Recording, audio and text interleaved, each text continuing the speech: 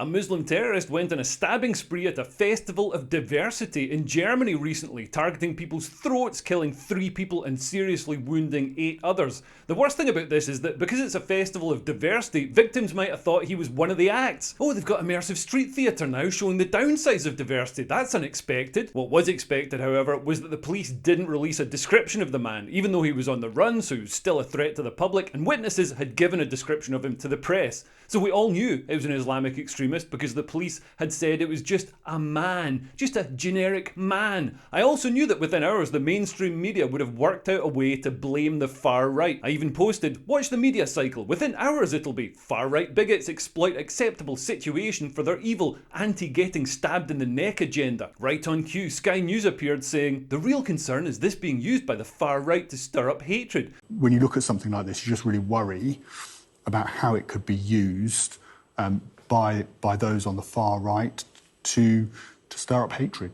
To look at this and say, well, here's the justification. This is why this will be jumped on by those on the far right to say, well, there's some justification to our cause, and that's concerning. And nobody, ISIS is a terrorist organisation. This is plainly being treated as a terrorist attack, as it should be. And the police and authorities should be able to do their work and bring the perpetrator, whoever it might be, to justice. But I do, it is concerning, I think, that potentially the way, this could play out. We've seen the rise of the riots in Germany particularly, but also in this country and across Europe as well. You know what, Yasmin, I saw on social media earlier people saying, what did this person look like? Now, were they asking to do a public service, so people keep an eye out if they are still at large? Or were they up to no good in asking that question? No, and as Theo says, the whole riots thing and how it was instigated. And look, I'm a Muslim. I mean, never mind the relentless stream of people being stabbed in the neck and killed. The real problem is those horrible bigots who want to stop people getting stabbed in the neck. It's not just Sky News. The FT ran with this. Why Germany's stabbing attack has rekindled the EU's far-right fears. Yes, being worried about getting stabbed in the neck is now far-right apparently.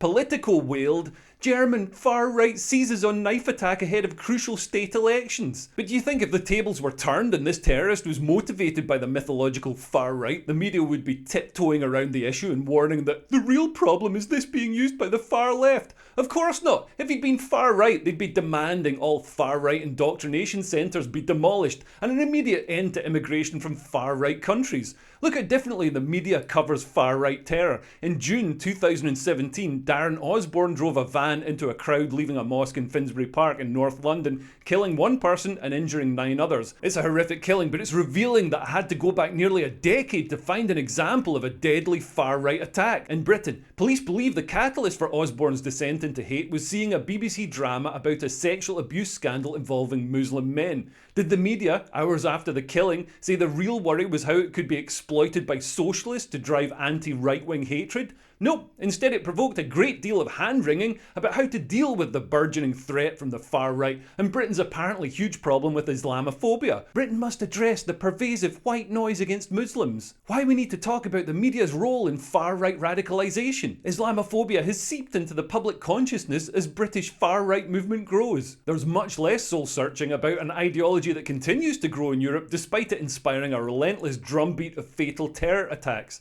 German politicians also focused on the danger from politicians who are anti-neck stabbing. Interior Minister Nancy Faeser said, "We must not be intimidated by those who now want to sow hatred," and urged people to stand together. I mean, maybe when you're standing together, leave a bit of space to make it harder for the terrorists to stab you. She proposed that the length of knives people are legally allowed to carry should be reduced from 12 centimetres to 6 centimetres, which is great news for people with neck skin that's more than 6 centimetres thick. Another centrist politician, Daniela Behrens from the SPD, said populists are trying to divide society. This smearing of any politician who suggests something be done to stop people being stabbed in the neck as a populist who's just crassly appealing to the craven desires of the population not to be stabbed in the neck and is purely motivated by a desire to divide society. Do the people saying this ever stop to check their logic? Maybe society would be less divided if utopian politicians stopped importing ideologies that want to kill us. Other state bigwigs suggested that Germans just accept that getting stabbed in the neck is now an unavoidable part of life. The chief of police, Marcus Rorrell, said everyone has to decide for themselves whether they go to festivities, whether they go to football matches, whether they use public transport. Facing an impending wipeout in elections from right-wing politicians, a couple of centrist politicians made noises that they would do something for once about the neck stabbing. Friedrich Merz basically demanded a pause on refugees from Syria and Afghanistan, and Germany's Premier Olaf Scholz panicked and promised to deport more criminals.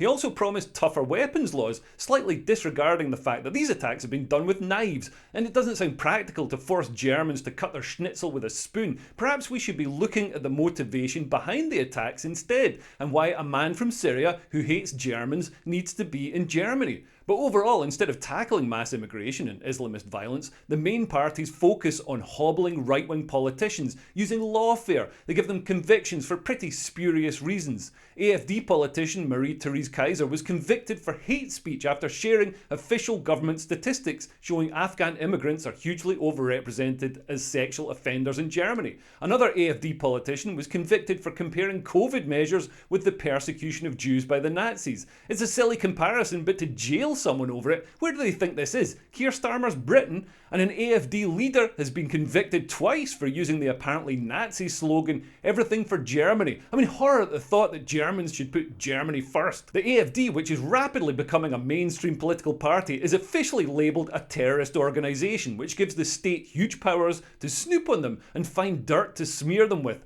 But maybe the police's time would be better spent focusing on actual terrorists. Instead, they focus on political enemies and people who say the wrong thing. While the Diversity Festival attacker was sharpening his blades, police were putting resources into ordering a social media platform to reveal the identity of a user who'd called a politician fat. This is the politician, by the way. She is fat. And the terror threat is changing. The war in Gaza has inspired a new wave of Islamists. I'm not sure what the situation is in Germany, but with 40,000 Islamists on terror watch lists in the UK, our security services in the West seem to have worked out how to stop coordinated large-scale attacks, such as the 7/7 bombing attacks in London that killed 56 and wounded nearly 800, but it's much harder to stop a lone man with a knife. But left-wing ideology means that mainstream parties just don't want to deal with it. The left is utopian. They've decided that mass immigration is good in and of itself. Therefore, it must continue, despite clear evidence that there are some downsides, particularly if you like your head attached to your shoulders. Germany's former leader, Angela Merkel, threw open Germany's borders partly as a humanitarian effort to relieve the Syrian refugee crisis, but mainly because she's committed to the ideology of diversity equaling strength. Her motto for it was, "We're schiffen das," or "We can do it." 1.7 million people were granted asylum in Germany between 2015 and 2019, making it the country with the 5th highest population of refugees in the world. If anyone questions these utopian ideals or points out that this is a dangerous experiment, bringing millions of people from radically different cultures into the West hasn't been done before.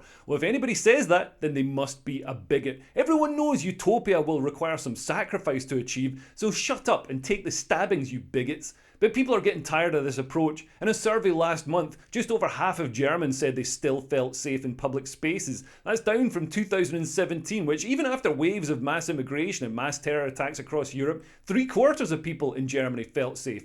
In 2023 alone, violent crime rose by 8.6% in Germany. The proportion of non-German suspects of all reported crimes rose to 41%. So that's getting on for half of all crime in Germany being committed by people of non-German descent. Mainstream parties across the West have two options. One, you can continue to suppress people's opinions and call everyone racist and criminalise anyone who doesn't like being stabbed in the neck while the problem gets worse. Or two, you can do something about the problem. They will, of course, pick one because it's easier. Unfortunately for these politicians, we do still live in a democracy, so despite how they try and twist things in the media and suppress political opponents, people will vote in parties who actually listen to them and do what they want. Anyway, thanks for listening. If you enjoyed this video, please share it, and you can buy me half a pint of beer on the link below. And if you want to support me making these videos and get exclusive content, be part of a nice community of the only sane people left in the West, then sign up to my Patreon. There's a link below. Anyway, thanks for listening. I've been Leo Kears. Bye. Bye bye.